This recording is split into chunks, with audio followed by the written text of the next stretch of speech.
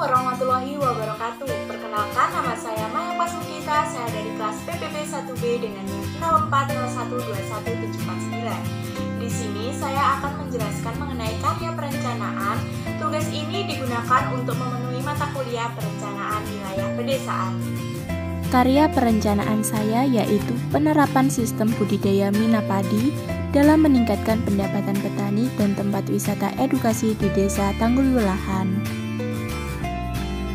Pembangunan merupakan usaha yang sengaja dilakukan oleh manusia untuk memperbaiki kondisi masyarakat pada suatu daerah dengan berbagai perencanaan dalam berbagai aspek kehidupan. Pembangunan dalam hakikatnya bertujuan untuk meningkatkan kesejahteraan masyarakat dengan membangun berbagai sarana dan aset penunjang dalam kehidupan bermasyarakat. Perencanaan adalah proses berpikir secara logis dan pengambilan keputusan secara rasional sebelum melakukan suatu tindakan. Hal itu dapat membantu kita dalam memutuskan cara untuk menghadapi situasi yang akan dihadapi di masa yang akan datang. Perencanaan merupakan salah satu fungsi dari manajemen yang paling penting, di mana di dalamnya terdapat aktivitas yang mendefinisikan suatu tujuan, membuat strategi, serta untuk merencanakan kerja. Dengan tujuan pembuatan proposal ini, pemerintah akan lebih menyadari bahwa terdapat potensi yang ada di Desa Tanggul Welahan. Selain itu, pemerintah juga dapat membantu berjalannya perencanaan ini guna meningkatkan mina padi dalam menerapkan pertanian terpadu, yaitu dengan cara berusaha tani dengan sistem budidaya mina padi. Dalam perencanaan ini memiliki tujuan penerapan sistem budidaya mina padi yang berguna untuk meningkatkan produktivitas hasil tanaman padi secara berkelanjutan serta mendapatkan kesejahteraan pendapatan petani yang didapatkan dari hasil budidaya padi dan budidaya ikan secara bersamaan di satu area.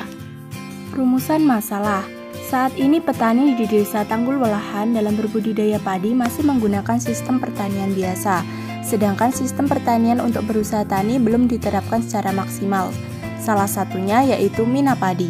Oleh karena itu, kami bertujuan melakukan perencanaan penerapan sistem budidaya mina padi yang belum pernah dimanfaatkan, sehingga dapat meningkatkan pendapatan petani secara optimal. Upaya ini untuk mendukung ketahanan pangan dan produktivitas yang lebih berkembang, sekaligus dapat dijadikan tempat wisata.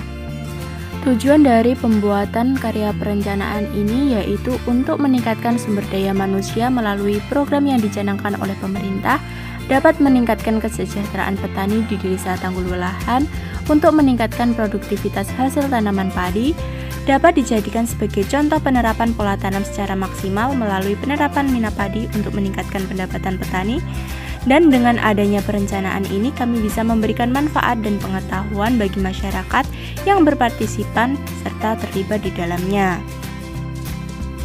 Potensi budidaya padi di Desa Tanggul Welahan. Mayoritas masyarakat di Desa Tanggul Welahan sebagai seorang petani dan usaha tani yang dikembangkan, salah satunya adalah tanaman padi. Di Desa Tanggul Welahan saat ini memiliki potensi yang mayoritas mata pencariannya adalah seorang petani padi, sehingga potensi padi cukup melimpah. Di Desa Tanggul Welahan memiliki lahan budidaya padi seluas 272 hektar, untuk volumenya 993 hektar, dan memiliki hasil produksi gabah kering mencapai 6.951 ton. Potensi budidaya ikan nila di Desa Tanggul Welahan. Kabupaten Tulungagung mempunyai potensi sumber daya perikanan berupa perairan laut, payau, perairan umum, dan budidaya ikan air tawar. Kegiatan usaha perikanan dalam memanfaatkan potensi tersebut meliputi cabang-cabang usaha tangkap laut dan perairan umum, budidaya udang di tambak, dan budidaya ikan konsumsi maupun ikan hias air tawar di kolam pasangan, kolam tanah yang berupa pekarangan, tegalan, dan sawah. Ikan nila merupakan salah satu jenis usaha yang banyak dibudidayakan oleh masyarakat, khususnya di Desa Tanggul Welahan. Hal tersebut disebabkan karena permintaan konsumen terhadap jenis ikan tawar cukup tinggi.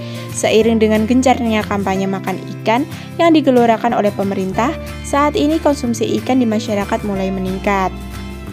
Karya perencanaan. Salah satu optimalisasi lahan sawah dan peningkatan pendapatan petani adalah dengan merekayasa lahan dengan teknologi tepat guna.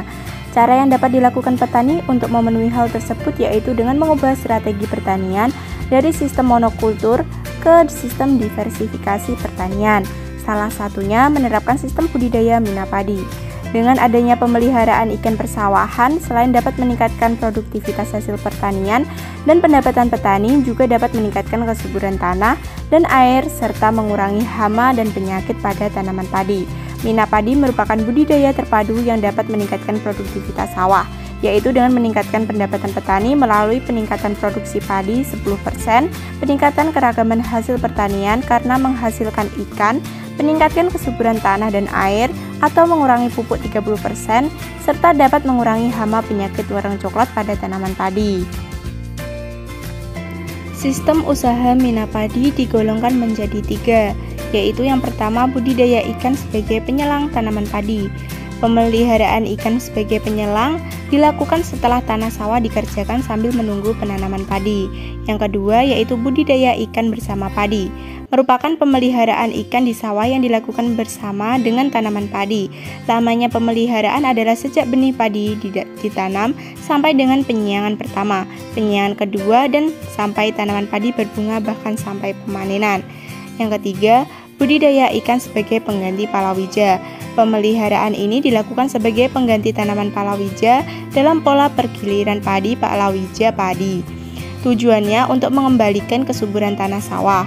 Pada umumnya, pemeliharaan ikan sebagai palawija dilakukan setelah 2 kali masa tanam padi berturut-turut atau padi ikan. Keuntungan yang didapatkan dari penerapan sistem budidaya minapadi yaitu berupa: yang pertama, biaya produksi rendah. Dengan sistem minapadi, biaya produksi dapat dikurangi 50%, sehingga keuntungan yang didapatkan lebih banyak. Kemudian tidak perlu dilakukan penyiangan gulma, karena ikan yang ada akan memakan rumput-rumput yang tumbuh di lahan persawahan. Kemudian, hemat biaya dalam pembelian pestisida dan herbisida. Hal ini karena bahan kimia yang terkandung pada kedua produk tersebut dapat meracuni ikan. Lalu, padi yang dihasilkan lebih sehat, karena hanya mengandalkan bahan organik sebagai unsur hara dan tidak menggunakan pestisida kimia. Kemudian hama keong mas akan berkurang sebab telur hama akan dimakan oleh ikan. Lalu hama tikus juga akan berkurang karena kondisi sawah yang selalu digenangi air membuatnya tidak bisa masuk ke areal sawah. Selanjutnya, berkurangnya gangguan gulma dan hama membuat sawah mampu menghasilkan hasil gabah yang berkualitas. Selanjutnya, petani akan memperoleh keuntungan ganda dari pemanenan padi dan ikan. Keunggulan minapadi dibandingkan dengan monokultur meliputi 3 aspek, yaitu aspek ekologi. Minapadi dapat meningkatkan produktivitas lahan dan bermanfaat secara ekologis, ekonomi, dan sosial. Hal ini karena adanya keterkaitan antara komponen biotik dan abiotik memegang peranan penting dalam produk akhir rantai makanan. Kemudian yaitu aspek sosial. Dengan adanya minapadi membuat pertanian menjadi sesuatu yang menarik terutama bagi generasi muda, mengurangi tingginya urbanisasi karena generasi muda dapat memajukan desanya dengan terjun dalam bidang pertanian sehingga mengurangi ketergantungan dalam mencari pekerjaan di kota. Selain itu, dengan adanya minapadi, pendidikan generasi muda mengalami peningkatan terutama di bidang pertanian dan perikanan. Minapadi juga membuat dinamika keluarga dan hubungan keluarga menjadi lebih baik karena seluruh anggota keluarga dapat dilibatkan dalam pengelolaan minapadi. Yang terakhir yaitu aspek ekonomi. Minapadi dari aspek ekonomi merupakan pilihan yang tepat untuk diversifikasi karena minapadi merupakan sistem yang paling efisien dalam mengurangi biaya terutama untuk penggunaan pupuk dan penggunaan insektisida sehingga menurunkan biaya produksi dalam penanaman padi. Selain biaya untuk penggunaan pupuk, biaya yang digunakan untuk pemeliharaan ikan juga lebih murah. Hal ini disebabkan karena biaya yang dikeluarkan untuk penyediaan lahan, pengairan, dan pengelolaan tanah sudah termasuk ke dalam biaya penanaman padi. Teknik pelaksanaan sistem budidaya minapadi. Yang pertama yaitu melakukan pemilihan benih pada padi dan ikan, kemudian persemaian. Yang ketiga persiapan lahan, kemudian yang keempat penanaman padi, yang kelima penebaran benih ikan, yang keenam pengaturan air, yang ketujuh pemupukan mencakup pemupukan dasar dan pemupukan susulan, kemudian melakukan penyiangan gulma, pemeliharaan ikan, pengendalian hama dan penyakit, kemudian yang terakhir yaitu pemanenan. Kemudian yaitu analisa SWOT. Yang pertama, strength. Petani sudah terbiasa berbudidaya padi.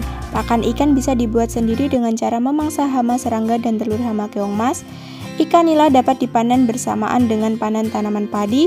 Ikan nila mengandung protein tinggi, lemak rendah, aman untuk dikonsumsi, dapat menghasilkan pendapatan dan keuntungan ganda, memiliki manfaat yang positif bagi lingkungan, merupakan usaha tani yang memiliki manfaat yang lebih, memiliki estetika yang bagus, sehingga dapat menarik minat pengunjung. Untuk weakness-nya, masih banyak petani yang mengendalikan OPT dengan menggunakan bahan kimia, sehingga berdampak pada kematian ikan nila. Perlakuan sortasi dan grading menentukan harga di tingkat produsen atau pasar. Sifat produk perikanan mudah rusak, dan yang terakhir, minoritas petani yang belum menerapkan sistem mina padi. Kemudian yaitu opportunity. Beras merupakan kebutuhan pokok yang banyak dibutuhkan masyarakat. Benih ikan nila mudah didapatkan. Permintaan pasar terhadap ikan nila cukup tinggi. Ikan nila memiliki harga jual cukup bagus. Untuk treatnya, organisasi pengganggu tanaman pada tanaman padi selalu berkembang. Organisme predator atau ular sering memangsa ikan. Dengan adanya karya perencanaan tersebut, diharapkan bisa meningkatkan kesejahteraan petani yang ada di desa Tanggulahan. Sistem budidaya mina padi ini bukan hanya sekedar untuk digunakan untuk berusaha tani, namun juga dapat digunakan untuk wisata edukasi yang ada di Kecamatan Besuki. Di Kecamatan Besuki sendiri, wisata edukasi semacam ini masih tergolong langka. Dengan kita memanfaatkan peluang tersebut, kita bisa mendapatkan keuntungan yang berlipat ganda. Demikian tadi penjelasan dari saya, kurang lebihnya mohon maaf. Wassalamualaikum warahmatullahi wabarakatuh.